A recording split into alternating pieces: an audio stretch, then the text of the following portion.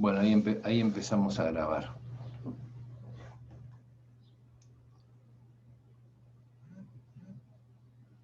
Bueno, les decía, el parcial lo vamos a tomar el sábado 21. Siempre con la misma modalidad de caso práctico, ¿sí? Así que no, en ese sentido no va a haber sorpresa. Vayan, por supuesto, anotando las dudas. Vamos a practicar con los casos. Insisto en algo, los casos que se vienen para el examen son bastante más sencillos que lo que estamos viendo ahora. Ojo, así que no se preocupen. Porque dicen, uy, nos tocarán estos casos. No, son bastante más sencillos.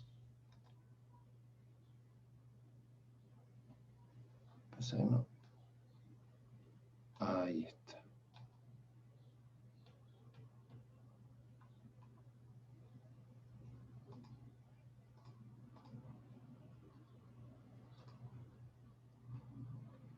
Espérenme un segundito que quiero hacer un ajuste para las...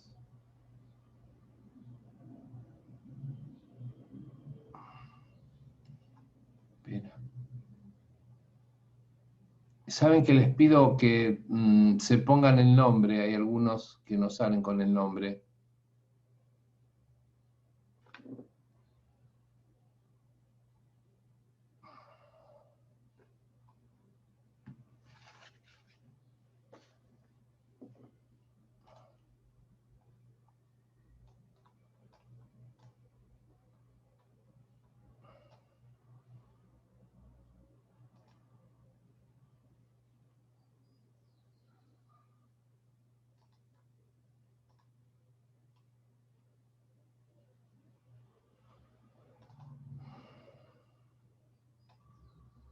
Estoy tomando nota de los que están presentes, ¿sí?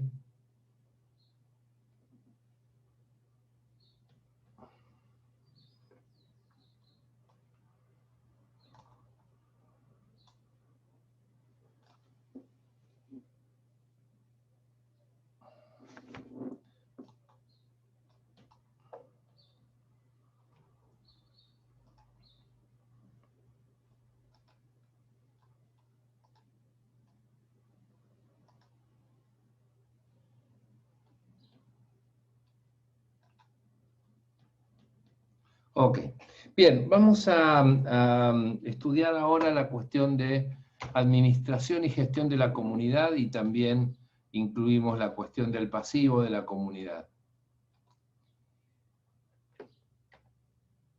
Lo que primero nosotros tenemos que distinguir, de acuerdo a una vieja doctrina en el derecho argentino, que se adjudica a Alfredo Orgaz, son los distintos actos que alguien puede realizar con su patrimonio. En la clasificación más sencilla tenemos 3 tipos de actos. Los actos de disposición, los actos de administración y los actos de conservación. Cada uno de ellos tiene un impacto o una incidencia diferente sobre los bienes que componen el patrimonio de una persona. El concepto de gestión, en un sentido amplio, abarca el conjunto de actos jurídicos patrimoniales, contratos, negocios jurídicos que nosotros llevamos adelante con nuestros bienes. Es decir, la manera en que nosotros administramos nuestro patrimonio y en teoría siempre tendemos a que éste aumente, crezca, no pierda valor, es decir, que siempre la idea es tener más activo que pasivo. La gestión puede ser una gestión positiva o negativa, pero siempre es gestión. Y como concepto mínimo, también gestión es sinónimo de administración. Por eso tanto el término administración y gestión son sinónimos, por lo menos con relación a este tema. Justamente hablando de gestión, los 3 tipos de actos que acabo de mencionar tienen incidencia directa sobre la composición del patrimonio. Los actos de disposición son aquellos que disminuyen el patrimonio. Son aquellos que quizás sean los más importantes justamente o de incidencia más directa y contundente porque comprometen nuestros derechos o directamente transfieren los derechos de nuestro patrimonio hacia terceros. Por eso un acto de disposición máximo es la donación, porque yo transfiero un derecho pero no recibo nada a cambio. En la compraventa se transfiere el derecho de propiedad sobre un bien y se recibe una suma de dinero. Estos son típicos actos de disposición, porque cuando ustedes se ponen a pensar, el bien sale de mi patrimonio, aunque sea reemplazado por una suma de dinero, pero este bien desaparece. Pero también es un acto de disposición aquellos derechos reales, por ejemplo, que garantizan el cumplimiento de otro tipo de contratos. Y así aparecen la hipoteca y la prenda, que ustedes saben que se tratan de derechos reales accesorios que garantizan el cumplimiento de normalmente un préstamo mutuo de dinero. La hipoteca recae sobre un bien inmueble y la prenda sobre un bien mueble semoviente. Recuerden ustedes que el incumplimiento del contrato de mutuo con una hipoteca en garantía le facilita al acreedor la recuperación de su crédito ejecutando el bien que sirve de garantía. Por eso también este tipo de actos, de estos derechos reales, si bien no generan que el bien salga de mi patrimonio, afecte de manera importante mi derecho de dominio, ya que no puedo disponer del bien inmueble hipotecado o del vehículo prendado, porque esa es la garantía del cumplimiento de un crédito dinerario. Entonces también se llama acto de disposición.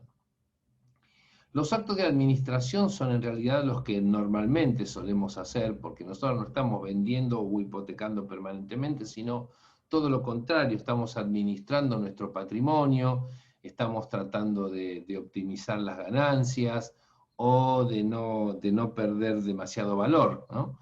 Entonces, actos de administración son aquellos que se destinan a hacer que nuestro patrimonio rinda los mejores frutos posibles. Desde colocar un dinero en plazo fijo, hasta levantar cosechas,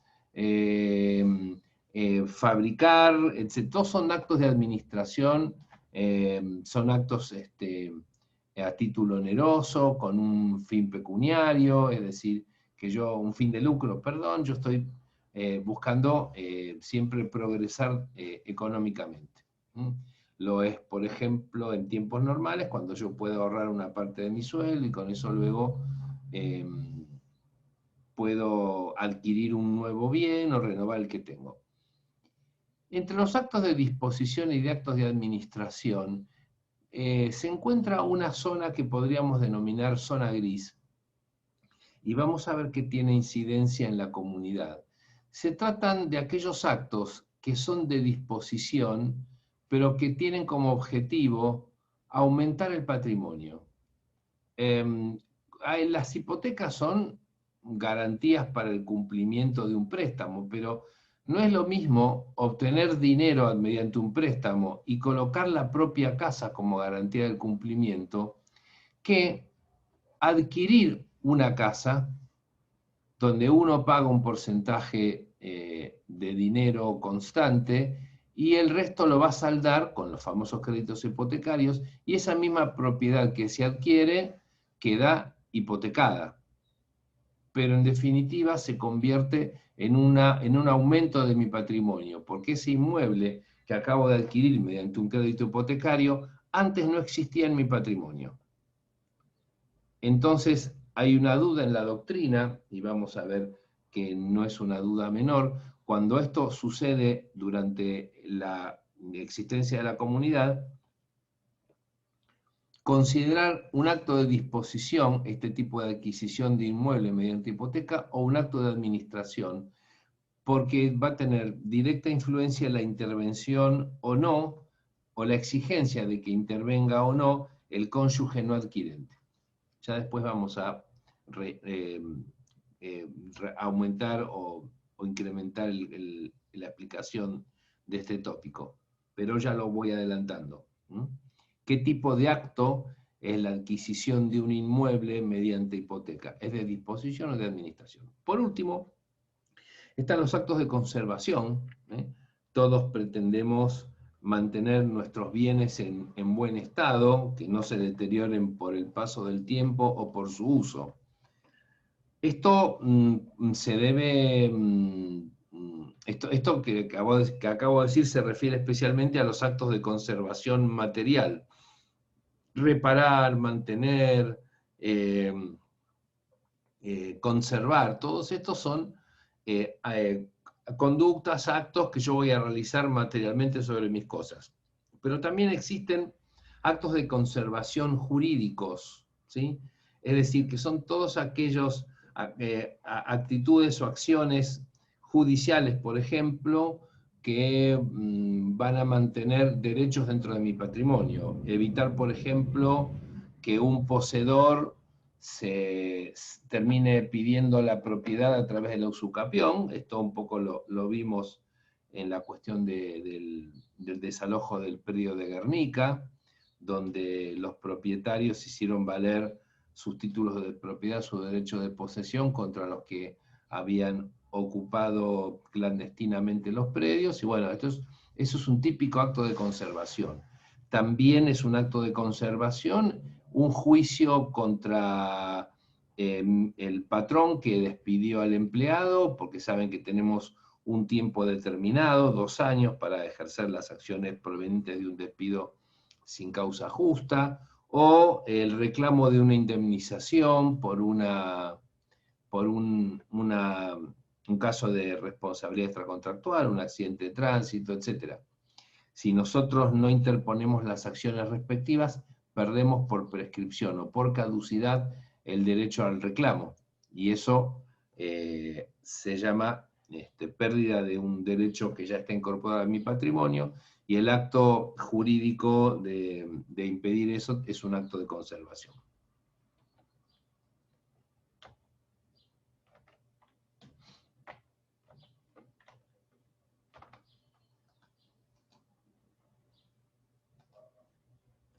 Vamos a tratar rápidamente un punto que menciona el programa y que tiene que ver con la contratación entre esposos. Esto fue siempre un tema muy discutido porque Vélez Sarsfield no trató de manera particular la prohibición de los esposos de contratar. Imponía, por ejemplo, una prohibición previo al matrimonio de donaciones que la esposa haga al esposo en una convención matrimonial. Pero luego, en cada contrato, establecía las distintas incapacidades o inhabilidades.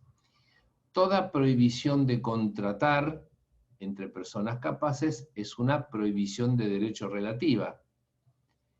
Y así fue que quedó claro para la doctrina que los actos que implicaban actos de disposición estaban prohibidos entre esposos. El esposo o la esposa no podían venderse entre sí sus bienes inmuebles, sus bienes muebles registrables, no podían hacer donación, no podían hacer cesión de derechos, no podían constituirse en fiadores. Bueno, eso estaba discutido entre sí, por supuesto, ¿no? Hubo algunos contratos que con el tiempo se fueron permitiendo, por ejemplo, el mutuo entre esposos sin una garantía hipotecaria entre sí. También el alquiler se había permitido entre esposos, salvando las diferencias interpretativas que en ese momento aparejaban 2 normas del contrato de alquiler. Porque en el contrato de locación de cosa, por un lado se remitía a las reglas de la compraventa, pero se hablaba que la capacidad para el contrato de locación de cosa era contrato de administración, capacidad para administrar. También se permitió, con una interpretación amplia de la jurisprudencia, locación de servicio, es decir, que los esposos fuesen respectivamente empleador y empleado. Pero esto era bastante controversial. ¿Cuál es el motivo por el cual se prohíbe el contrato entre esposos? El riesgo de que se pueda generar fraude hacia terceros, disponiendo bienes entre los esposos para que los terceros no puedan atacar el patrimonio del deudor. Pero también era un modo de proteger a los esposos entre sí, sobre todo la parte más débil, que siempre se consideró que era la esposa, y ella podía ceder ante las presiones del marido para efectuar contratos o negocios jurídicos que lo favoreciesen, ya sea mal vendiendo alguna propiedad o aceptando ser fiadora de un negocio jurídico del marido que podía ser ruinoso, etcétera. Hay alguna jurisprudencia que estoy recabando donde actualmente no admiten el convenio regulador entre los excónyuges cuando queda demostrado que ha habido violencia de género entre sí, teniendo en cuenta de que había proporciones desparejas en la liquidación de los bienes. Incluso en un caso se dijo que la admisión de la deuda por parte de la ex esposa con respecto al ex esposo tenía que ser nula porque había sido asumida mediante historia de violencia entre ellos, y que tampoco quedaba clara la causa por la cual ella se había comprometido a pagar determinada suma de dinero. La cuestión que hoy por hoy el Código Civil y Comercial resolvió de plano este problema, y en el artículo 1002 dice claramente, el inciso D, dice, no pueden contratar en interés propio los cónyuges bajo el régimen de comunidad entre sí. Es decir, que si los esposos convienen antes de casarse regirse por el régimen de separación de bienes, el 1002 inciso D no funciona. Esta prohibición, insisto, es exclusiva para los cónyuges que se van a regir por el régimen de comunidad, que es el que estamos viendo.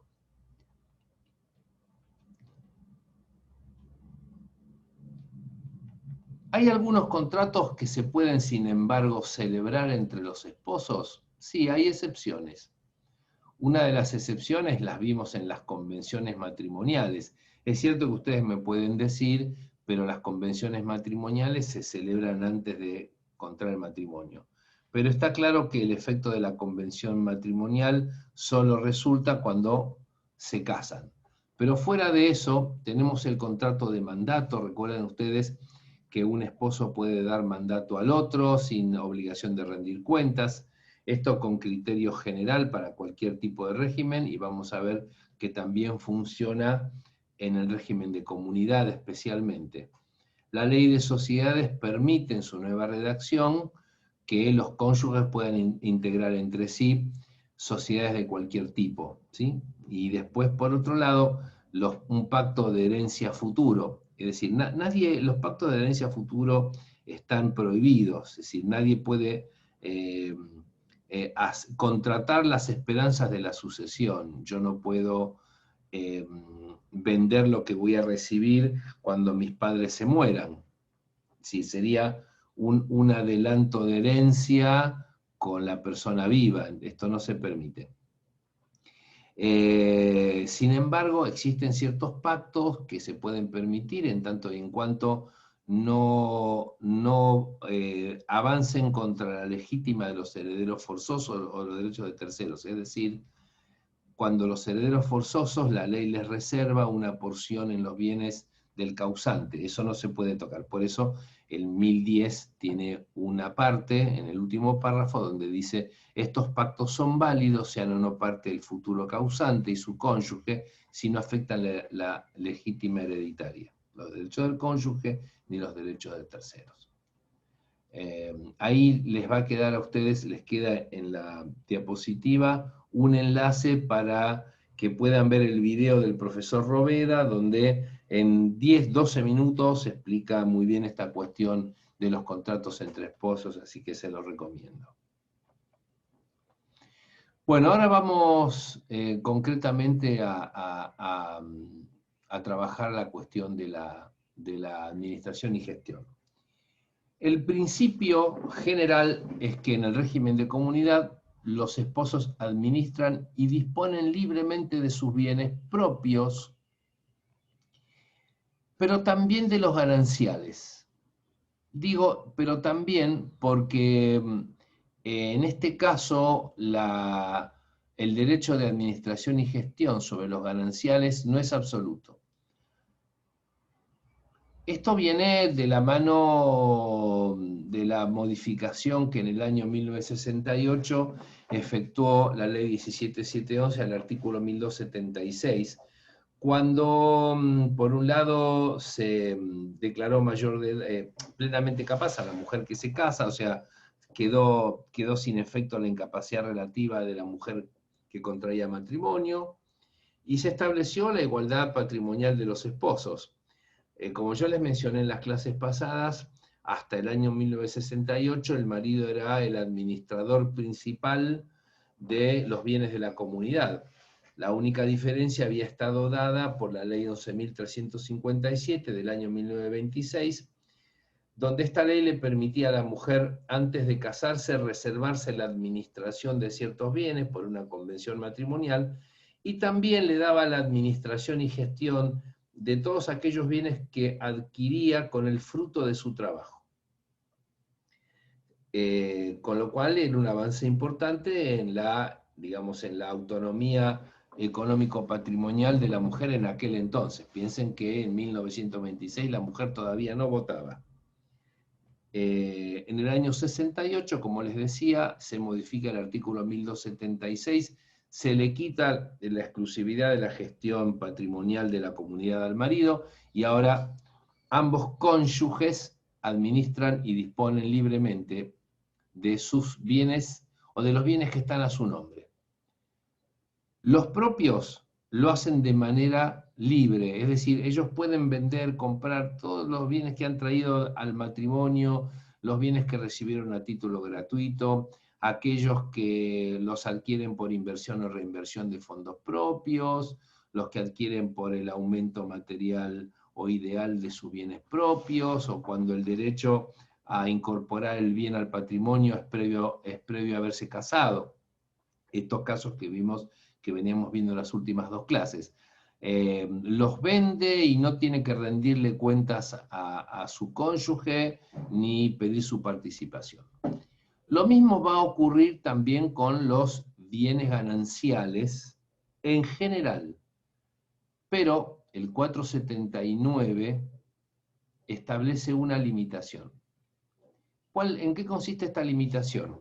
En la protección del cónyuge no propietario respecto de ciertos bienes que nosotros consideramos como los de mayor importancia económica.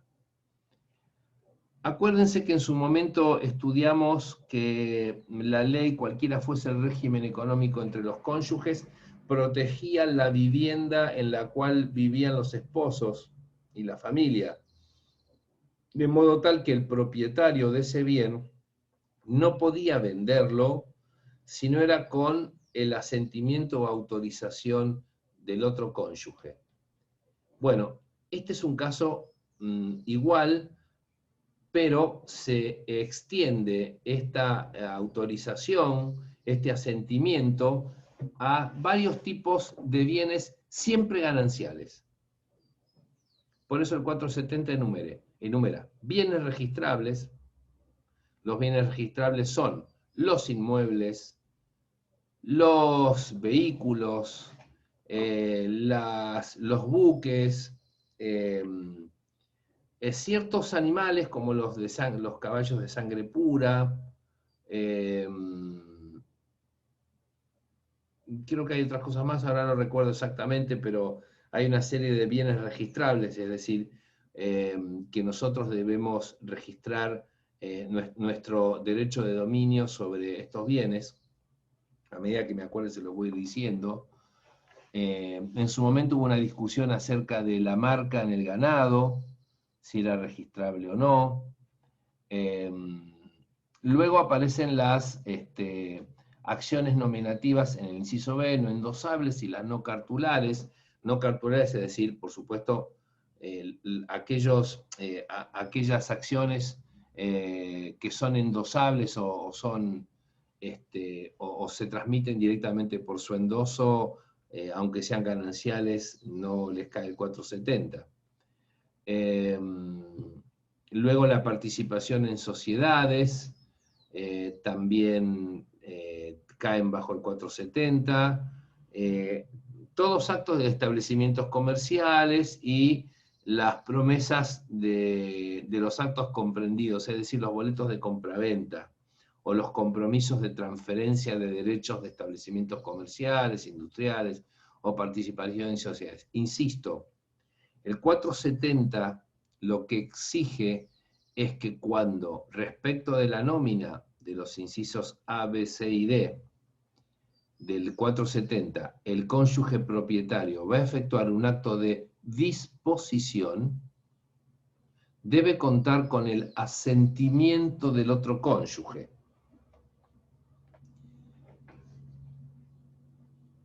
El asentimiento es similar a autorización, o un visto bueno, o un conforme. El asentimiento tiene que ver con la tutela del derecho de participación futuro que el esposo no propietario tiene respecto de estos bienes que su cónyuge quiere disponer. Insisto que son siempre gananciales, han sido siempre adquiridos a título oneroso durante el matrimonio.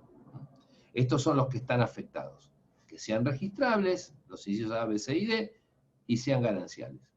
Entonces lo que la ley pretende es proteger el derecho futuro de participación del cónyuge no disponente. Si el no disponente presta el asentimiento, entonces no sabemos que no le afecta el acto de disposición que va a realizar el propietario. La consecuencia de vender el bien, transferir el derecho, afectar la participación de bienes en las sociedades, etc., consiste en el derecho que tiene el cónyuge que no prestó el asentimiento en pedir la nulidad. Este es justamente la incidencia directa de no contar con el asentimiento, ¿no? Esto que es bastante común, por ejemplo, cuando uno transfiere un auto que está a su nombre y está casado, al registro de la propiedad automotor va el titular y también va su cónyuge para estampar la firma en el 08. Esto ya es común, ya lo sabemos. Insisto, aunque nosotros consideremos de que este procedimiento afecta el derecho, la libertad, el derecho de disposición que tiene todo titular de un bien, la ley tutela, insisto, el derecho de participación futuro del cónyuge no disponente. Recuerden ustedes que si bien no puede reclamar absolutamente nada durante la comunidad respecto de los bienes que adquiere el otro cónyuge, sí se tiene un derecho potencial y luego un derecho directo al momento de la liquidación de la comunidad de llevarse el 50% de los bienes gananciales de titularidad del otro cónyuge. El asentimiento debe prestarse normalmente en el instrumento mediante el cual se realiza el acto de disposición. Pero también podría hacerse en instrumento aparte. Puede suceder, por ejemplo, que en el momento de la operación que se va a llevar adelante no esté el cónyuge, con lo cual podría eventualmente hacerlo de manera anticipada, pero esta anticipación tiene que ser a través de un acto especial por escritura pública, donde tiene que detallarse efectivamente el tipo de negocio jurídico que va a llevar adelante el cónyuge propietario. ¿Sí? Tiene que ser descrito el bien, el precio, la forma de pago, si se dan garantías, en qué momento va a operar la tradición del bien, todo eso hay que reproducir las mismas condiciones que se van a llevar adelante o que se van a colocar en el instrumento de transferencia del derecho o del bien en el instrumento independiente de asentimiento. También puede dárselo después del acto, si por alguna circunstancia, al tiempo de la celebración entre las partes, el cónyuge no pudo concurrir. Esto no hay ningún problema. ¿Qué pasa si el cónyuge se opone o hay una cuestión de incapacidad sobreviniente que le impide esto? Bueno, ya sabemos que en ese caso hay que solicitar una autorización judicial para que el juez, luego de recabar el interés del cónyuge que no puede participar o escuchar los motivos de la oposición del cónyuge que no quiere autorizar, resuelva por sí o por no. Si los bienes los bienes gananciales fueron adquiridos conjuntamente, por supuesto que se trata de una administración conjunta donde ambos son cotitulares o copropietarios. Se da un problema cuando yo no puedo acreditar la titularidad del bien, por distintos motivos. Imaginemos el caso, por ejemplo, de un bien obtenido a través de un ilícito. ¿Qué ilícito podría ser esto? ¿Qué ilícito es relativamente común en la adquisición de bienes?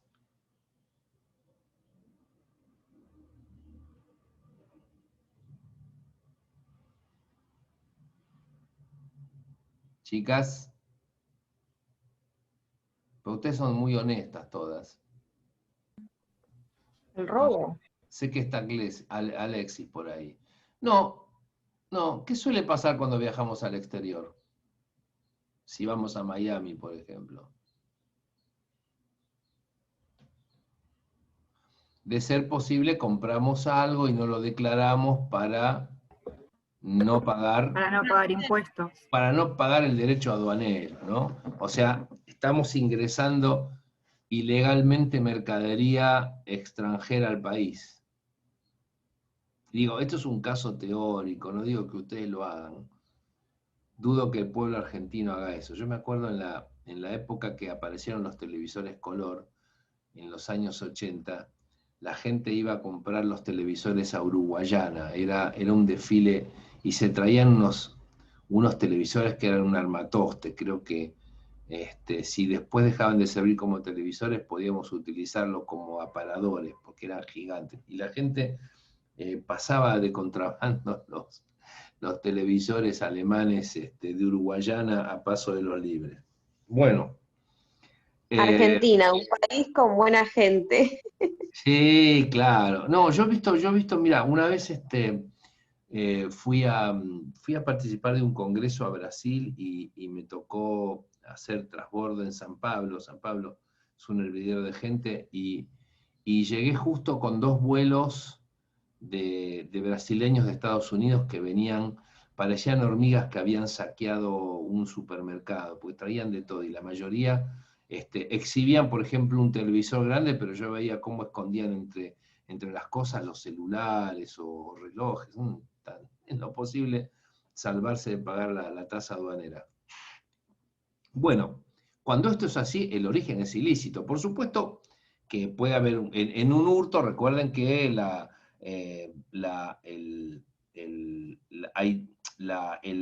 acciones posesorias sobre los bienes muebles, más allá de que la posesión vale título, tiene un tiempo determinado, son 2 años. Si en 2 años no se reclama el bien mueble que se... Creo que son 2 años ahora, ¿no? No recuerdo. Normalmente siempre fueron 2 años la acción para recuperar la cosa perdida o robada para su dueño. Cuando pasa el plazo, entonces ya no se puede reclamar. El origen ilícito, la adquisición ilícita de un bien trajo distintos problemas en la doctrina. Por supuesto, algunos consideraban que aunque se trate de un bien ilícito, tenía que ser considerado ganancial, y era ganancial de gestión conjunta. Otros consideraban que se trataban de un bien propio, porque el esfuerzo que justifica la comunidad es un esfuerzo de acciones lícitas. Borda opinaba que no era ni ganancial ni propio, sino que se trataba de una adquisición personal, porque no se trataba de una ilicitud contra el cónyuge, sino que era una ilicitud general. Cuando uno comete un hurto, no comete un hurto solamente con respecto al propietario, lo hace con relación a la sociedad. Por eso el Código Penal y las acciones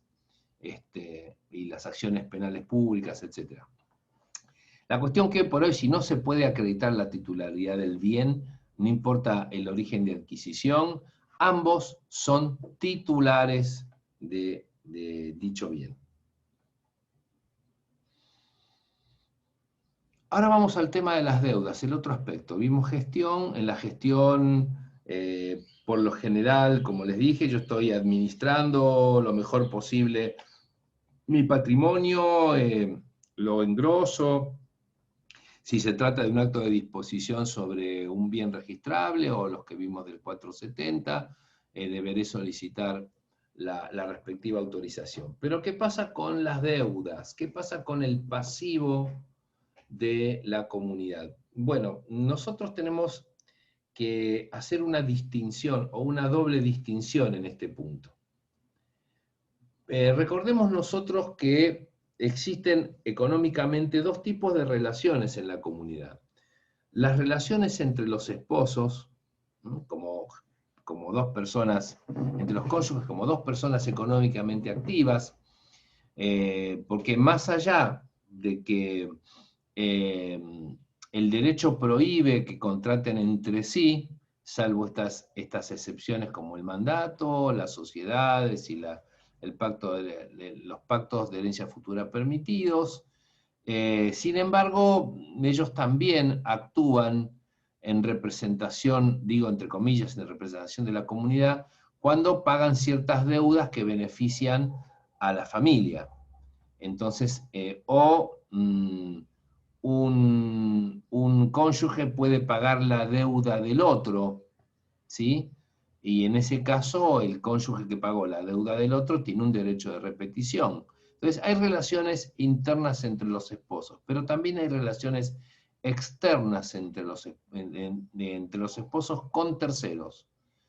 Y en algunos casos, las deudas que asumen los esposos pueden ser mancomunadamente compartidos por el otro o no. ¿Cuál es el principio en materia de deudas durante la comunidad? El principio es de la responsabilidad, es decir, que cada uno de los cónyuges, es responsable de sus propias deudas y responde tanto con los bienes propios como los bienes adquiridos de su titularidad. Esto quiere decir que respecto de terceros, el acreedor siempre se va a dirigir contra su deudor, es decir, contra el cónyuge deudor. Sin embargo, ya vimos que hay excepciones. Una de las excepciones las habíamos visto en el 461, donde, siendo principio común a todo régimen, las deudas contraídas por un cónyuge que tuviesen como motivo las necesidades ordinarias del hogar, la mantención y la educación de los hijos, tenían no solo a un responsable, sino también tenían a un corresponsable o coobligado solidario.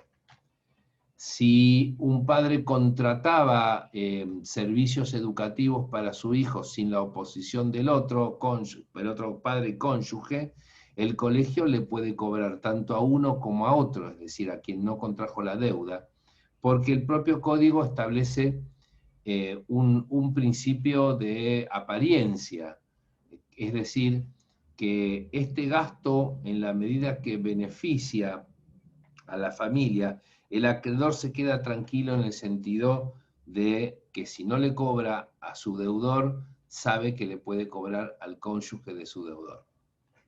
Claro está que la prueba de que se trata de alguna de las situaciones del 461 corre a cargo del tercero. En este caso, el director de la escuela o los propietarios de la escuela privada tendrán que probar que se hizo a favor de uno de los hijos del matrimonio, para poder luego demandar al cónyuge que no contrató. Pero insisto, esta es una situación de excepción. El principio es, cada uno de los cónyuges se hace cargo de las deudas que contrajo con todo su patrimonio, sean propios o gananciales. Así que si el acreedor quiere avanzar sobre el patrimonio del cónyuge de su deudor, deberá demostrar que su crédito está incluido dentro de las excepciones. Entre estas excepciones también figuran los gastos de conservación y reparación de los bienes propios, por supuesto también de los gananciales, pero la reparación de los bienes propios también, y de los gananciales obviamente, también son pasibles de ser facturados por el tercero en tanto y en cuanto se trate, por supuesto, de actos de conservación practicados por un tercero en un bien ganancial o propio que sirva a la familia. Alguien había hablado, creo que me parece que ustedes en unas clases anteriores habían dado el caso de la reparación del automotor en el cual se mueve la familia, ¿no? Y sobre todo si necesitan del automotor por una cuestión de distancia o de cantidad de gente, la conservación de los bienes propios podría tratarse de una necesidad del hogar. Insisto, el rubro de necesidades del hogar, necesidades ordinarias del hogar, es muy amplio por tratarse de un concepto de textura abierta. ¿Qué quiere decir textura abierta? Que la cantidad de situaciones que abarca esta idea en necesidades ordinarias del hogar no se agota con una enumeración. Por ejemplo, claramente gastos de necesidad ordinaria son los alimentos, la vestimenta, el alquiler de la vivienda o los gastos ordinarios de la vivienda. Tenemos, digamos, lo que nosotros podemos interpretar como rubro alimento. Sin embargo, hay otros rubros que la jurisprudencia ha ido perfilando a lo largo de la historia de la comunidad en el derecho argentino, que son plenamente aplicables a las situaciones actuales. Porque en este sentido el Código Civil y Comercial no ha hecho las modificaciones suficientes como para pensar que la jurisprudencia anterior no se aplica. Diría que todo lo contrario, la jurisprudencia anterior al Código Civil y Comercial echa luz con respecto a algunas dudas. Así, por ejemplo, la jurisprudencia estableció que los gastos profesionales de los abogados en la defensa penal de uno de los cónyuges pueden reclamarle al otro cónyuge dichos honorarios, pues se trata de una necesidad del hogar, mantener la libertad y la inocencia del cónyuge sometido a proceso penal. También se estableció que una necesidad ordinaria del hogar son la cuota de alimentos que uno de los cónyuges debe respecto de hijos o relaciones familiares anteriores al matrimonio. Esto también ya lo vimos. Con lo cual, el acreedor alimentario no solo puede accionar contra su deudor, sino también contra el cónyuge de su deudor. También, en un caso muy particular, se determinó que los gastos de reconciliación entre los esposos también son necesidades del hogar. En este caso se trata de un matrimonio donde, tras una serie de discusiones, desavenencias, la señora volvió a su país de origen sin divorciarse. En este tiempo de separación, a través de llamadas telefónicas, etcétera, decidieron darse una segunda oportunidad. La señora viajó, pagó el pasaje con una tarjeta de crédito, si mal no recuerdo. Cuando llegó acá, la reconciliación no pudo suceder. El señor desconoció el gasto, la señora no tenía cómo pagarlo porque se le canceló la tarjeta de crédito o no recuerdo exactamente, pero la mujer no pudo afrontar el gasto del pasaje y la compañía aérea demandó al marido y la Cámara Civil le dio la razón a la compañía aérea diciendo que los gastos de reconciliación, aun cuando ésta haya sido fallida, son necesidades del hogar porque apuntan a mantener la familia unida, en un caso muy particular. Por supuesto, ni hablar que los gastos médicos de urgencia son necesidades del hogar. Los gastos, en algún caso se decidió que los gastos de un alojamiento transitorio, como por ejemplo esperar por la reparación de un auto y alojarse en un hotel de paso a la espera de resolver la situación, era una necesidad ordinaria del hogar, ¿no? La ley dice necesidades ordinarias del hogar. Necesidades extraordinarias del hogar, habría que explorar cuáles casos son los abarcados por esta excepción, porque sería en todo caso en sentido contrario. Las necesidades extraordinarias del hogar no serían cubiertas de manera solidaria, pero sería muy difícil pensar cuál es una necesidad extraordinaria. En todo caso, más que extraordinaria sería un gasto superfluo que no podría ser reclamado. Sería la diferencia, por ejemplo, entre una cirugía estética y una cirugía reparatoria, ¿no? En algún caso uno quiere verse mejor y va al cirujano plástico, en otro caso debido a alguna malformación o un accidente o posterior a una operación, uno necesita reparar su aspecto físico y se hace una cirugía plástica. En el primer caso no hay necesidad del hogar y en el segundo caso claramente está en la cuestión de la salud. Así que en este último caso la cirugía reparatoria debería ser afrontada por el cónyuge no deudor si el acreedor inicia un juicio contra este. Pero ¿qué pasa al interior de la comunidad? Aparece el concepto de recompensas que nosotros ya venimos estudiando, ya venimos viendo. Las recompensas siempre ocurren cuando mezclamos los bolsillos. Creo que esto no se los comenté a ustedes, lo hablaba con el curso del jueves.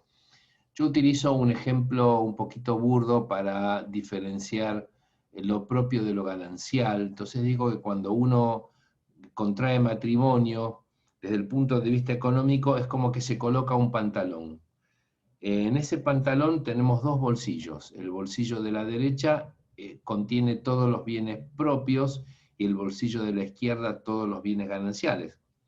Cuando yo me caso, el bolsillo derecho está de alguna forma completo o tiene algo adentro, ¿no? O sea, si tengo muchos o bienes o pocos bienes que traigo al matrimonio, mientras que el bolsillo izquierdo está vacío porque recién acabo de casarme. Sin embargo, el matrimonio aparece como un agua divisoria a partir de la cual mi patrimonio propio no va a crecer, excepto una adquisición a título gratuito, y sin embargo el bolsillo izquierdo sí va a comenzar a crecer, no más que con todas las adquisiciones o los frutos de los bienes propios durante la comunidad.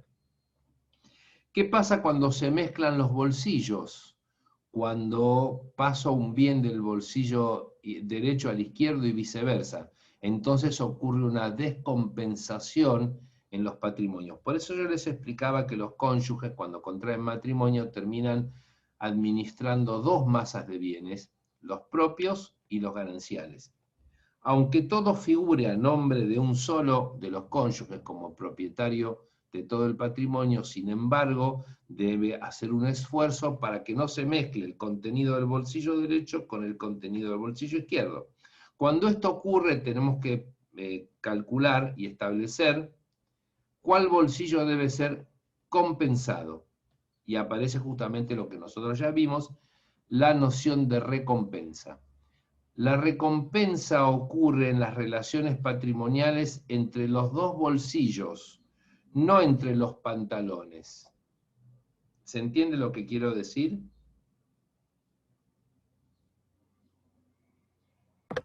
Sí, profe. Sí, profe. Recuerden que Sí, sí. vamos a ver en su momento, cuando veamos la cuenta particional, que la recompensa consiste en restaurar el equilibrio patrimonial que quedó afectado porque se utilizaron bienes propios a favor de la ganancialidad o viceversa.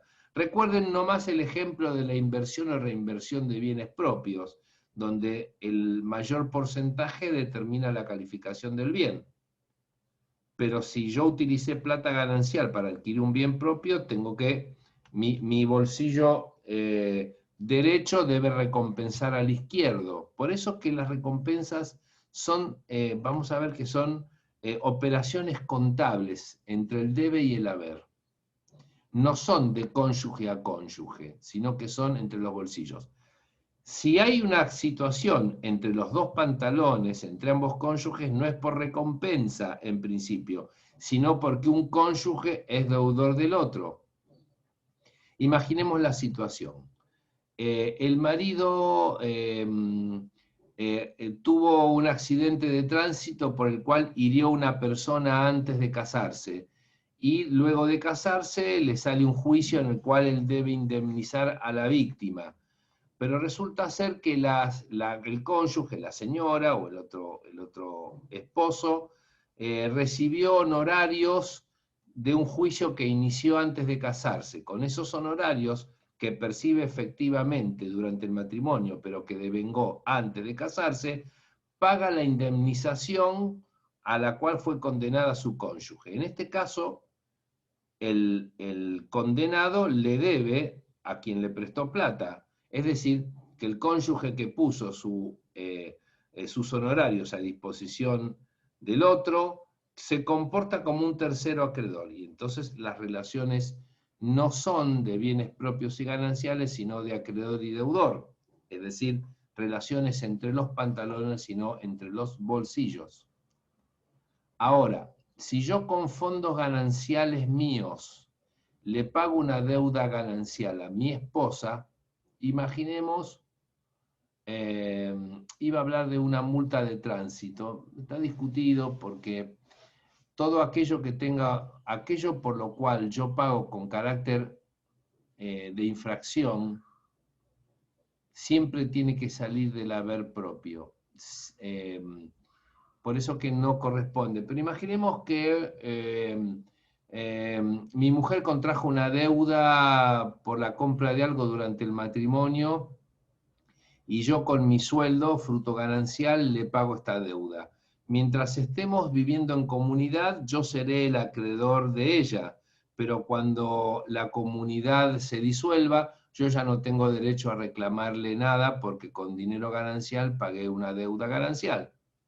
Es decir, que todo queda fundido en lo que sucedió en el pasivo pasado de la comunidad. Pero vamos a ver que dentro del criterio de responsabilidad por los hechos ilícitos, todo gasto que uno de los cónyuges realice compensando actos ilícitos o hechos ilícitos va a recaer siempre sobre el patrimonio propio, sobre los bienes propios. De modo tal que si yo le pago a mi mujer una multa de tránsito o viceversa con dinero ganancial, luego se va a deber una recompensa. Si soy yo el infractor, es más, si yo soy infractor y utilicé dinero de mi sueldo, debo una recompensa porque, insisto, todas las deudas, productos de un hecho o acto ilícito de mi parte, tienen que ser pagados siempre con dinero propio. Recordemos que la comunidad se basa en los esfuerzos lícitos de los esposos. Así que todo aquello que está por fuera de la ley corre a cargo de mi patrimonio. ¿Se entiende esto? Sí, profe. Interrúmpanme si de repente hay algo que les parece que está medio complicado, medio suelto, ¿sí? Porque no es tan sencillo de entender.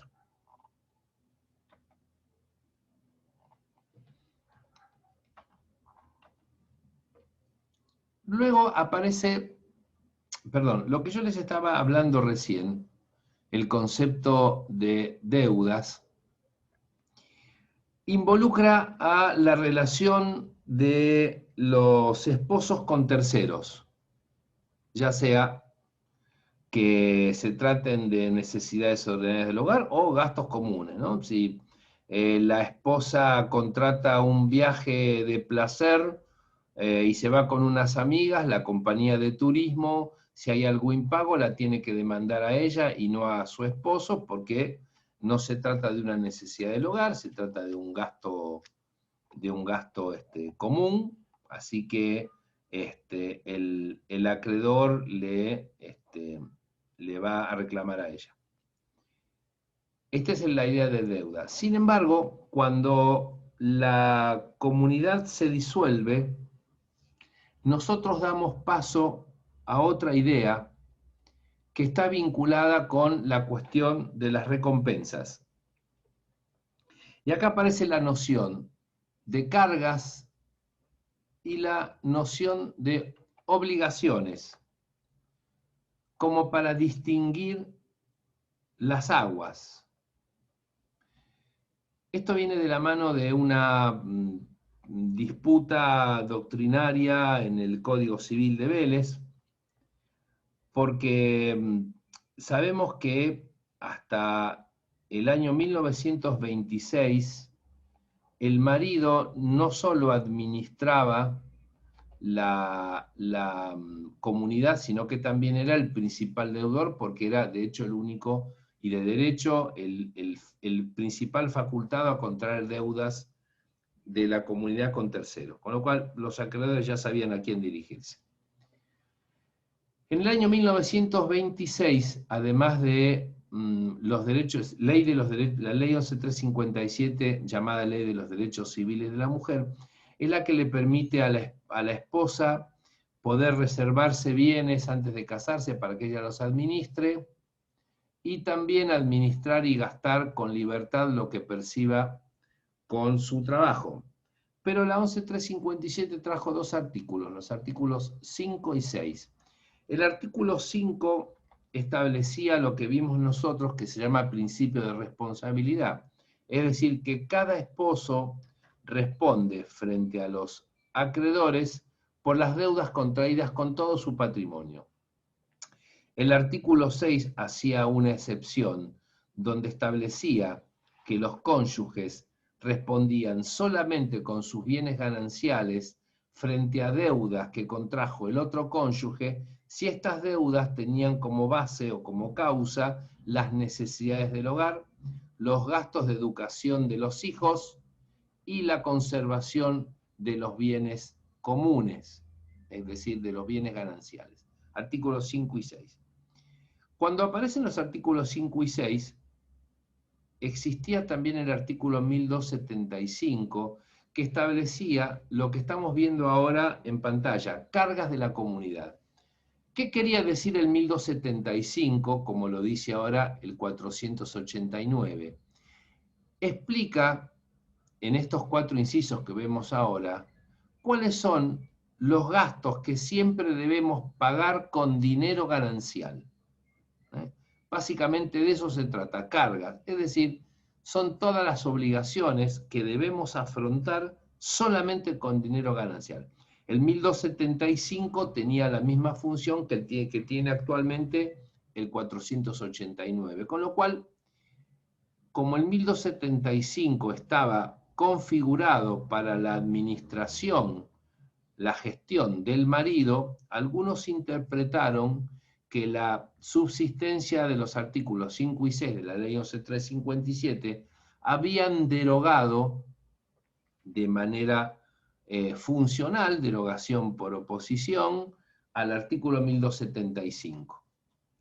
Bueno, esta discusión se llevó a lo largo, buena parte del siglo XX, hasta que Velucio propuso una interpretación integradora, de modo tal que el 1275 tuviese plena vigencia. ¿Qué dijo Velucio? Nosotros tenemos que distinguir las situaciones de deudas de los esposos con terceros durante la vigencia de la comunidad de la situación de contribución a las cargas cuando la comunidad comienza a disolverse. Tomó como modelo el derecho civil francés, que establece las relaciones de los esposos con terceros y cómo deben pagarse durante la comunidad, de las compensaciones que luego deben hacerse cuando la comunidad se disuelve. Entonces Velucio propuso que los artículos 5 y 6 de la ley 11.357 debían figurar como vigentes durante la existencia de la comunidad.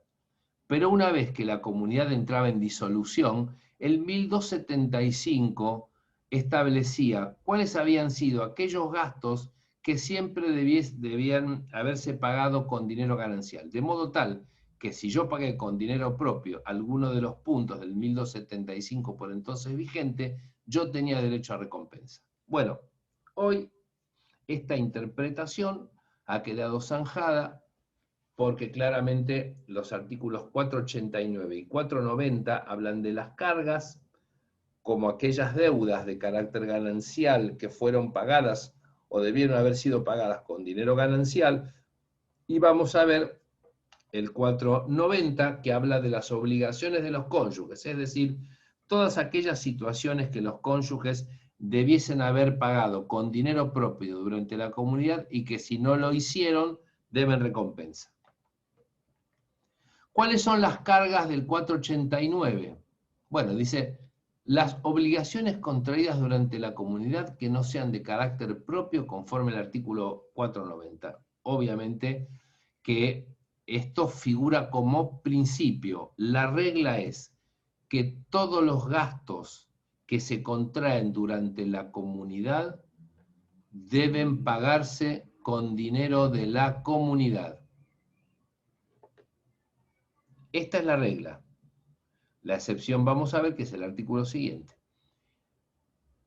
Claro que con el inciso A hubiese alcanzado porque toda deuda durante el matrimonio obviamente por fuerza es ganancial, con lo cual habría que demostrar que lo que se realizó benefició al cónyuge en su patrimonio propio. Sin embargo, el 489 reitera o describe otras situaciones justamente para que no quede duda que si realmente no se realizó con dinero ganancial ese gasto, habrá recompensa. Inciso B, el sostenimiento del hogar, de los hijos comunes y de los que cada uno tenga, y los alimentos que cada uno está obligado a dar. Estos alimentos a los que se refiere el 489 son alimentos, por supuesto, derecho alimentario. Es decir, que yo, si pagué durante la comunidad con dinero propio alimentos que yo debía de otra relación, tengo derecho a recompensa. Las donaciones de bienes gananciales hechas a los hijos comunes y aún la de bienes propios si están destinados a su establecimiento o colocación, y los gastos de conservación y reparación de los bienes propios y gananciales. Obviamente que los gastos de conservación y reparación de los bienes gananciales no hay ninguna duda, porque además vimos que los artículos 477 también se refieren a ellos. Pero los gastos de conservación y reparación de los bienes propios tienen su razón de ser en que la comunidad aprovecha los frutos de los bienes propios. En consecuencia, si aprovecha los frutos de los bienes propios, entonces debe correr con los gastos de conservación y reparación de estos bienes propios. Por eso, luego reitera el 490, la comunidad debe recompensa al cónyuge si se ha beneficiado en detrimento del patrimonio propio, y el cónyuge a la comunidad si se ha beneficiado en detrimento del haber de la comunidad. Y aparece el 491, que establece algo que ya la jurisprudencia venía reiterando, pero que no estaba en el Código Civil de Vélez. Dice, si durante la comunidad uno de los cónyuges ha enajenado bienes propios a título oneroso sin reinvertir su precio, se presume, excepto prueba en contrario, que lo percibido ha beneficiado a la comunidad. En realidad deberíamos decir que digamos, que no solo la enajenación de bienes propios a título oneroso sin reinvertir el dinero se presume, sino que todo gasto de bien propio debe ser presumido como en beneficio de la comunidad. Por ejemplo, ¿qué diferencia hay entre vender un auto propio, no comprar nada y gastar el dinero durante la comunidad, que recibir una indemnización por una causa anterior al matrimonio y no invertir ese dinero en nada, sino que consumirlo durante la vigencia de la comunidad? Es más, ¿qué pasa si yo decido, con esos honorarios que cobré y que corresponden que sean considerados propios, yo hago un viaje para toda la familia? ¿Tengo derecho a recompensa?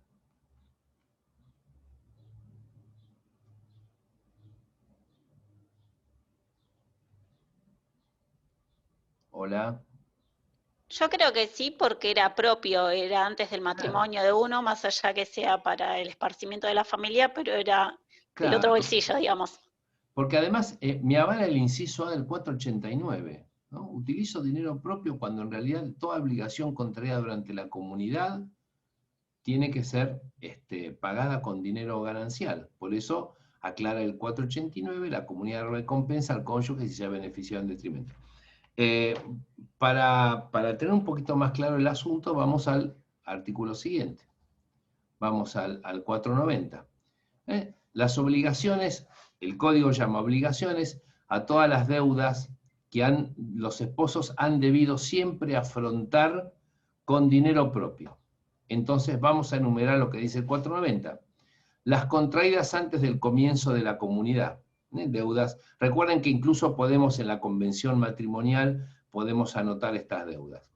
Las que gravan las herencias, legados o donaciones recibidos por uno de los cónyuges.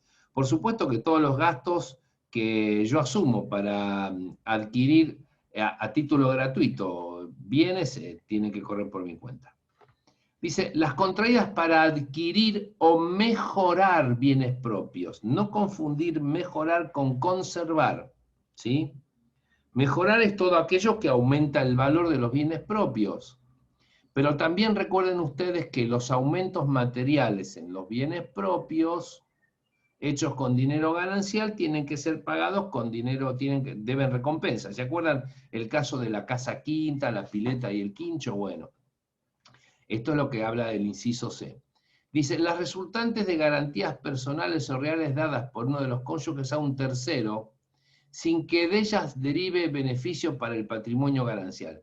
Si yo, por ejemplo, durante el matrimonio le salgo de garante a uno de mis hijos, pongámosle por el alquiler de un departamento, y luego a mí se me demanda porque no se pagó el alquiler, bueno, yo no puedo pagar eso como fiador o garante con dinero ganancial. Si lo hago, debo una recompensa. 491 es claro, yo debo una recompensa porque es una obligación, es decir, que es una deuda a cargo del haber patrimonial. Y después dice las derivadas de la responsabilidad extracontractual y de las sanciones legales, ¿sí? Provoco un accidente de tránsito, se me embargan los bienes porque cometí un delito, recibo una multa, incluso si, por ejemplo, se me aplica unas 30 por incumplimiento de una obligación ganancial, pongamos por caso de que yo debía a realizar determinada obligación de hacer, que no lo llevo adelante, y se me fijan las 30, obligación de hacer que involucra al haber ganancial. Bueno, las astreintes, como son sanciones, si las pago con dinero ganancial, debo luego recompensar a la comunidad, porque este tipo de sanciones siempre se pagan con dinero propio.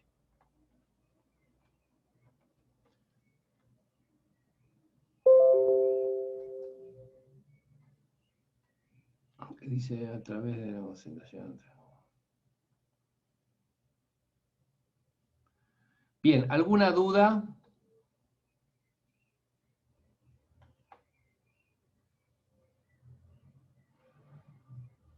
No, profe. No, profe. ¿No? No, está súper claro. Yo les pido que esto vuelvan a repasarlo, yo sé que no es lo más divertido del mundo, pero repasemos esta clase. Sí, porque se mezcla todo. Bueno, ahora vamos a verlo en un caso, vamos a ver un caso práctico. Rápidamente, claro, se va mezclando todo lo que yo les decía. Por ahí cuando vemos calificación de bienes, está más o menos claro. Ahora si nosotros encaramos gestión, por ejemplo, el marido vendió el estudio jurídico que compró con honorarios durante el matrimonio y no no le pidió la autorización a la mujer, bueno, ¿es nula? ¿Puede pedir la nulidad ella? Sí, puede pedir la nulidad por el 470, ¿no? El señor atropelló a una persona, la indemnizó y para eso le embargaron y le ejecutaron honorarios del trabajo. ¿Tiene que recompensar? Sí, tiene que recompensar porque de acuerdo al último inciso, el 490, son obligaciones que él debe pagar con su dinero. Bueno, esto dicho con módulos separados, pero ahora cuando juntamos todo, como vamos a hacer ahora, ya la cosa no resulta tan fácil de resolver, ¿no?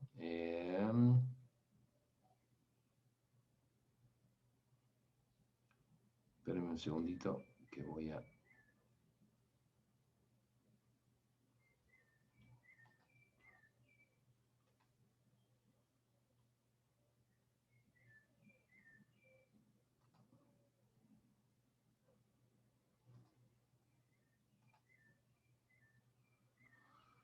Tengo tantas ventanas abiertas que ya me perdí.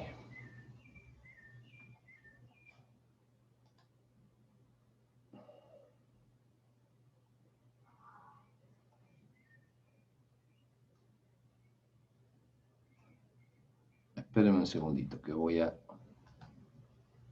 No.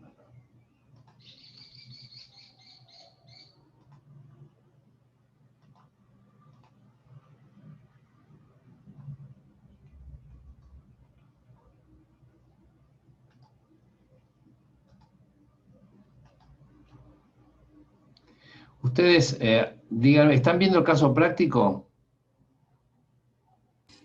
No, profe. Que no me permite salir de acá.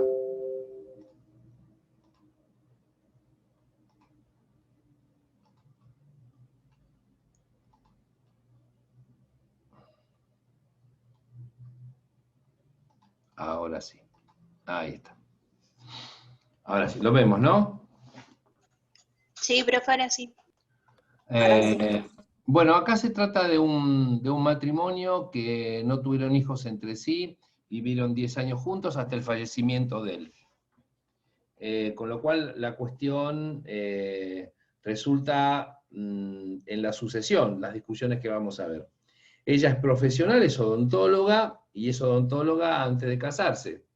Él, por otro lado, era comerciante.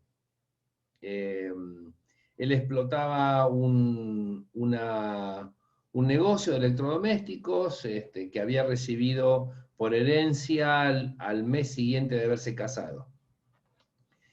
En el juicio sucesorio se discute el carácter propio ganancial. Así que nosotros vamos a rápidamente, de acuerdo a lo que vimos las clases pasadas, a decir si es propio o ganancial. Bien, diciembre del 2008. Ellos se casaron en abril del 2008 y en diciembre del 2018 falleció. En diciembre del 2008, Carla gana un automóvil gracias a una rifa comprada en marzo de ese año, pagadera en 12 cuotas. Pregunta, ¿el automóvil es propio o ganancial y por qué? El auto no es ganancial. ¿Alguna otra reposición? Porque, la rifa sería un bien propio. Pero No, es propio. Aunque fue adquirido en la comunidad, fue comprado con dinero propio de la rifa. No, si vos me decís eso, te digo que no, porque la mayor cantidad de cuotas las pagó durante el matrimonio. ¿Qué inciso? Sería importante que tengan el código ahí a mano y vean qué inciso del 4. Profe, ¿no es el inciso B del 465? No. La solución está en el 464. Se trata de un bien propio. ¿Cuándo compró ella la rifa?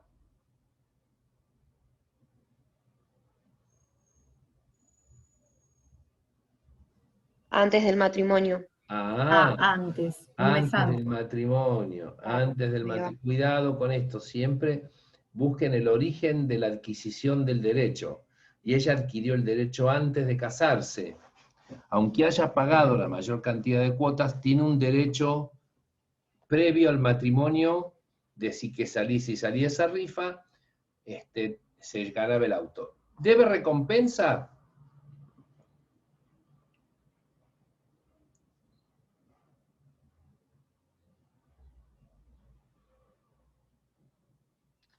No, profesor. Sí, debe recompensa, porque las 12 cuotas, ¿con qué las pagó? Digamos, las cuotas ella Claro, con dinero ganancial, digamos, de la Claro, comunidad. claro, todas las cuotas que ella pagó durante el matrimonio las pagó con dinero ganancial. Y en ese caso lo que hizo fue utilizar bienes gananciales a favor del patrimonio propio. Entonces debe como recompensa lo que ella invirtió en pagar las cuotas de la rifa. Abril del 2009. Una ex empleada de José Antonio le gana un juicio laboral iniciado un año antes que paga con las ganancias del negocio.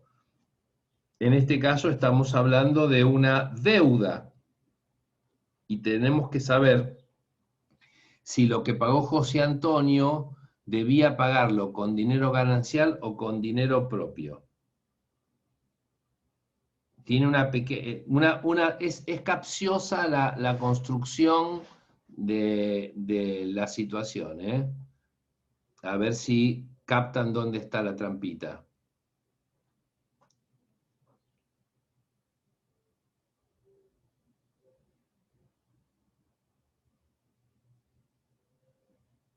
Digamos que él debe recompensa o no debe recompensa. Esta es la situación que tenemos que realizar, que tenemos que aclarar. Si en definitiva queda a cargo, ¿se aplica el 489 o se aplica el 490?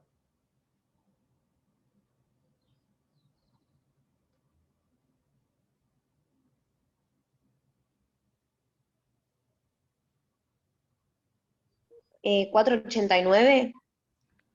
¿Por qué? Acá dice las obligaciones contraídas durante la comunidad. El juicio no fue durante el casamiento de la comunidad. ¿Qué ocurrió durante el matrimonio? El juicio, ¿verdad? Sí, sí. Él se casó en abril del 2008 y el juicio empezó en abril del 2008. Pero la causa del despido, razonablemente ocurrió antes.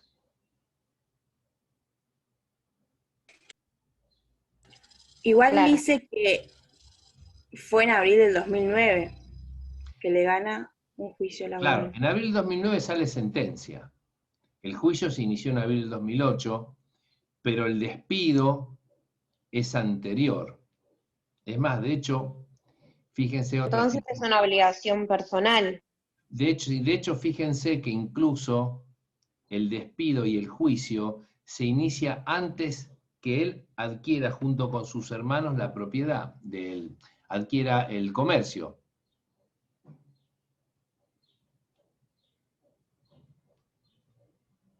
¿Ven ahí la diferencia? Las fechas, Ah, sí, recuerden es el verdad. juego de las fechas. Él recién se hace cargo del comercio en el mayo del 2008. El juicio se inició con el dueño anterior, es decir, suponemos que con el padre o con la sucesión, ¿verdad? En consecuencia, por otro lado, él además debe un porcentaje de la indemnización, porque tiene otros socios, pero debe pagarlo con dinero propio, porque no se gestó esta deuda durante la comunidad. Septiembre de 2010, Carla recibe por herencia un establecimiento ganadero con un plantel de 200 vacas y por legado una panadería con cargo de entregar gratuitamente por 3 años a una escuela de la zona el 10% de la producción diaria en pan y factura.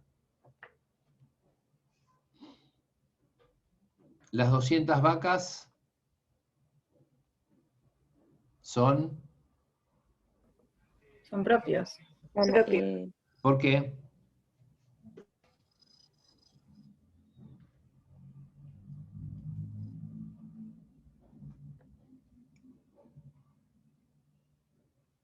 Porque las recibe de una herencia.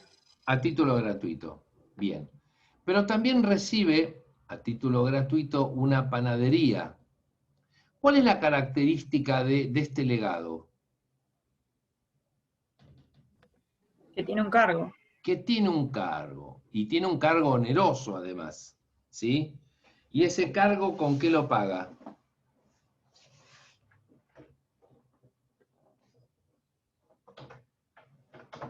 Con lo obtenido de la panadería.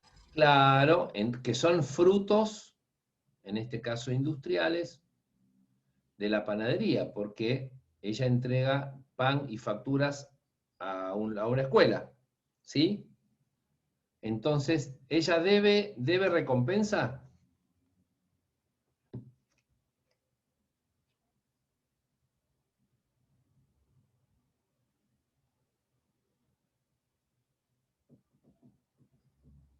¿Debe recompensa? Para mí sí, profesor, el 10% que sería ganancial. Tal cual, porque ella emplea dinero ganancial para asegurarse la adquisición de un legado, que son lo que nosotros vimos en el 490, que son todas aquellas cargas o gastos que significan asegurar herencia, legado o donación. ¿Queda claro?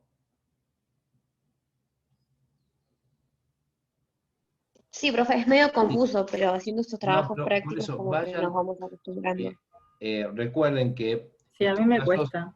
estos casos sí, estos casos son complicados para que nosotros prestemos atención a algunos detalles, como las fechas en las cuales ocurrieron la adquisición, las fechas en que se contrajo la obligación, ¿sí? Pero insisto, el caso práctico del parcial es bastante más lineal, no tiene este tipo de adornos. Pero es para que nosotros vayamos pensando, tratemos de hacer la radiografía de la descripción. En este caso, en este punto 3 decimos, herencia, ganado, vacas. Las 200 vacas son de esta persona porque las recibió a título gratuito. La panadería también, pero resulta que el cargo es oneroso. Y el hacer oneroso el cargo, yo utilizo bien ganancial a favor del haber propio, recompensa. En agosto del punto 4, en agosto del 2011, José Antonio, con ahorro de 3 años, adquiere de sus hermanos las restantes partes del negocio a fin de explotarlo exclusivamente por su cuenta. Pregunta, ¿bien propio o bien ganancial? Y debe recompensa. A ver. Es propio y debe recompensa para mí. ¿Qué se aplica? Recuerden identificar en cada situación qué inciso de qué artículo se aplica.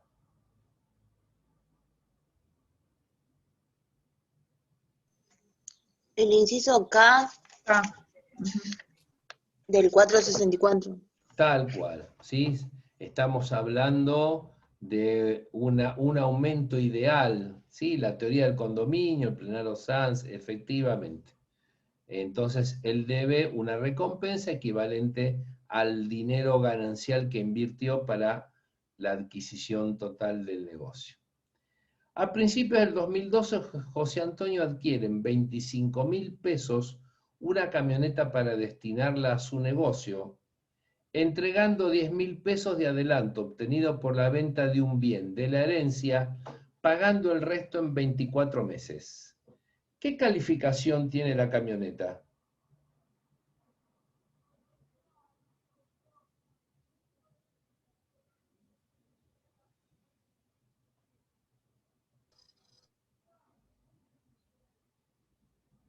Es ganancial. ¿Por qué? Porque la adquiere durante el matrimonio. Pero, a ver, aquí Porque tenés... la Para mayor mí cantidad de es dinero se paga durante el matrimonio, porque él pone Claro. 10.000, Claro, digamos, claro. propio, porque es por herencia, y el resto en 24 meses. Tal cual. La suma resultante del pago en 24 meses es mayor que la cantidad de dinero propio que él aportó, porque él vende un bien propio de la herencia, con lo cual esos 10.000 pesos son propios. Pero como le sale 25.000 pesos la camioneta, entonces él está pagando 24 meses, está pagando 15.000 pesos con dinero ganancial. En consecuencia, la camioneta es ganancial. ¿Hay recompensa?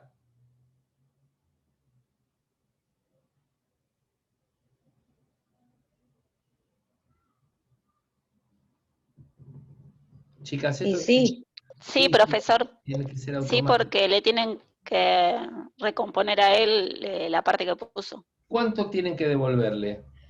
Y los 10.000 pesos. Exactamente, ¿no? Antes me acuerdo que cuando explicaba este tema, los alumnos se confundían, decían, bueno, no, como es el régimen de comunidad, él no debe 10.000, él debe 5.000, porque la... No, no, no.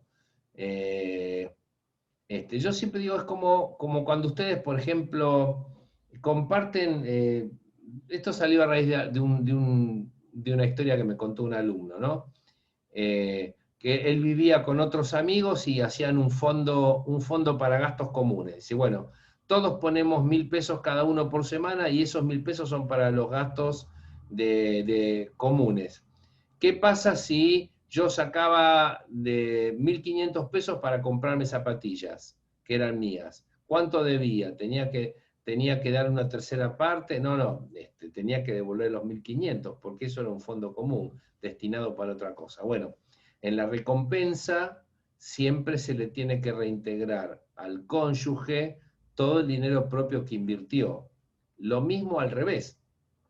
Si fuese sido exactamente en oposición a esto, él debería una recompensa de 10.000 pesos a la comunidad, aun cuando la camioneta quedaba como propia, ¿sí? Recuerden que siempre es una compensación entre bolsillos. Si yo saco 5 de un bolsillo para el otro bolsillo, en su momento deberá recomponer los 5.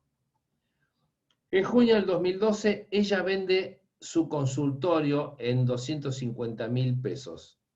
Y con 300.000 obtenidos por las ganancias acumuladas de la panadería, adquiere un nuevo inmueble donde atiende a sus pacientes.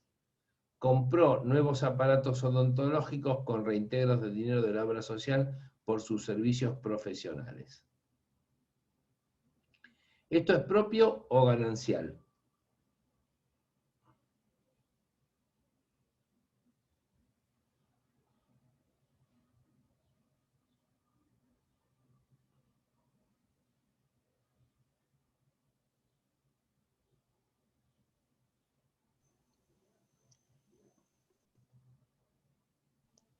propio. ¿Por qué? Es ganancial, profe, porque la mayoría es adquirido de la parte ganancial, que era de la panadería.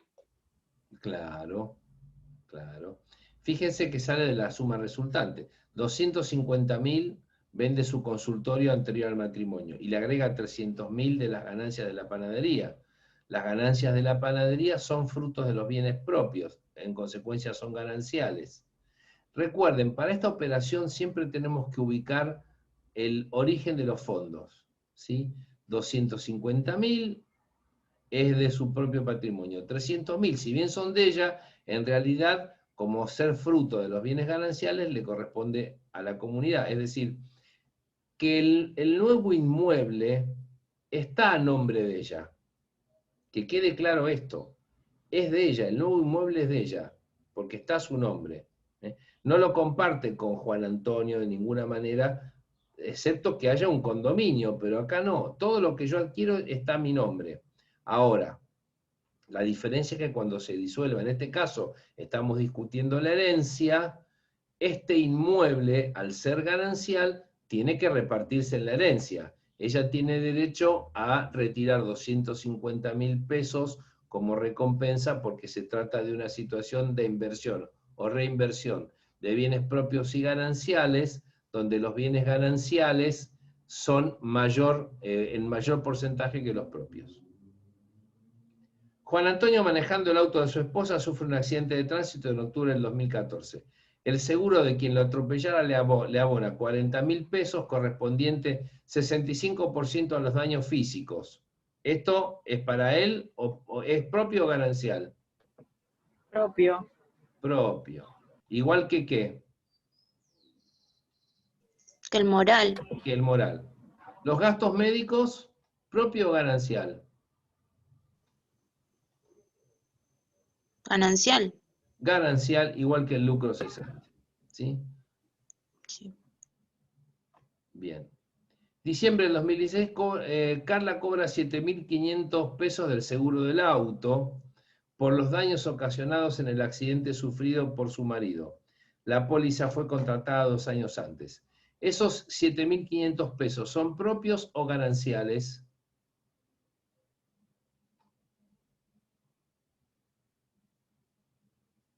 Son propios porque el auto era de ella.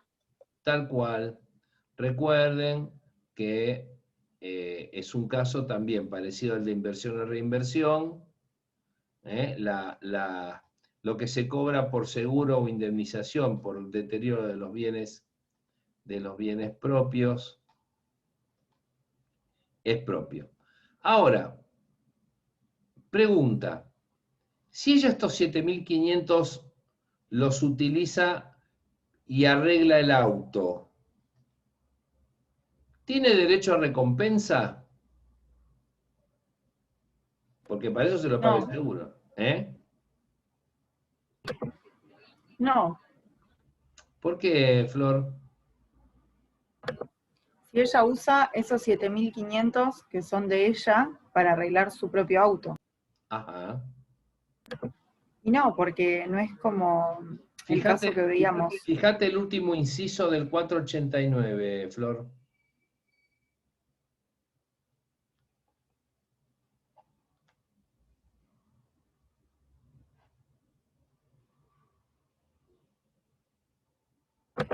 Ah, sería un caso de reparación, digamos, de un bien propio. Exactamente. Exactamente. Por eso que dijimos que... Y además, va por el principio, si ella estos 7.500 pesos, que dijimos que son propios porque recae sobre el bien propio, no los utiliza en el auto, porque el auto lo vendió. Estos 7.500 pesos los va gastando durante la comunidad. ¿Tiene derecho a recompensa?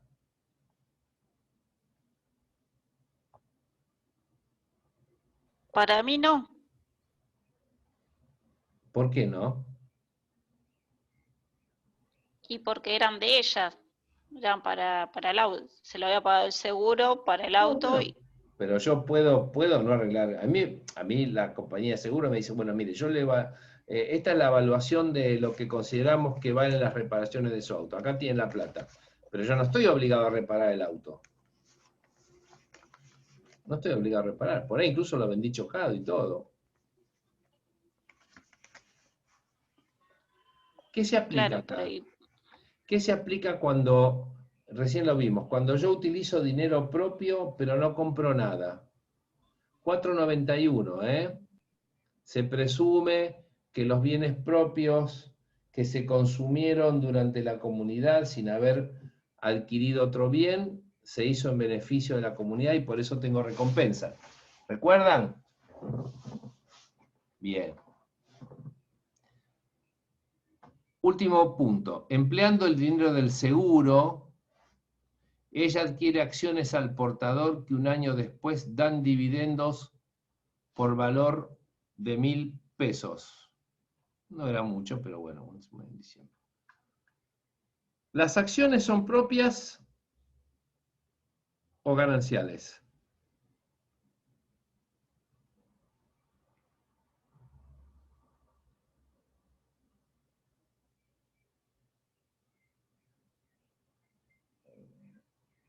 Chicas.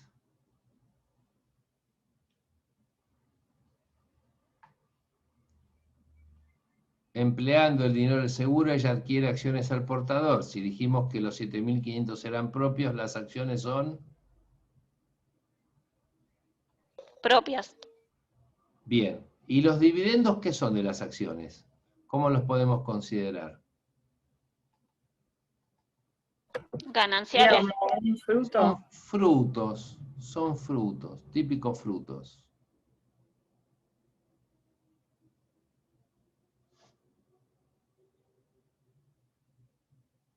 Bien. Ustedes solitas o en grupo si quieren, van a resolver lo que sigue para la clase que viene. ¿Sí?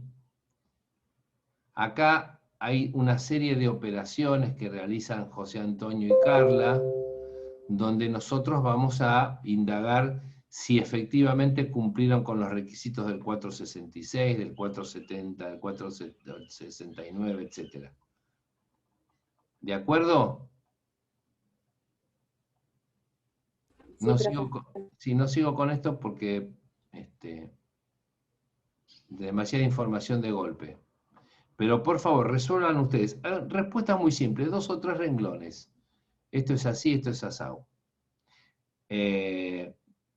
Consulten el código y den la solución como les parece y las vamos discutiendo. Creo que en este sentido es la mejor manera de avanzar y resolver las dudas apenas empezamos la clase que sigue. ¿Les parece?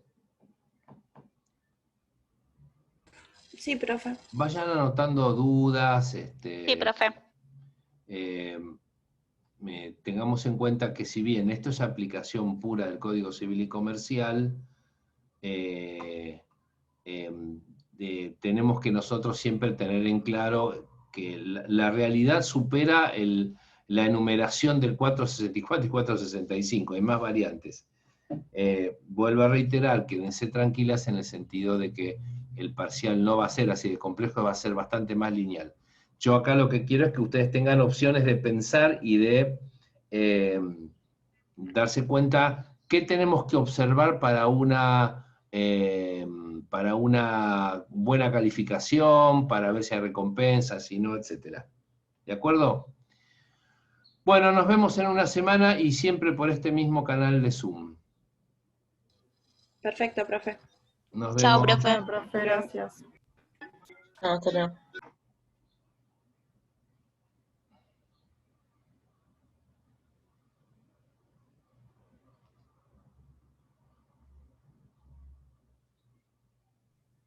Hola, profe. Aló, espera que voy a cerrar la... Voy a...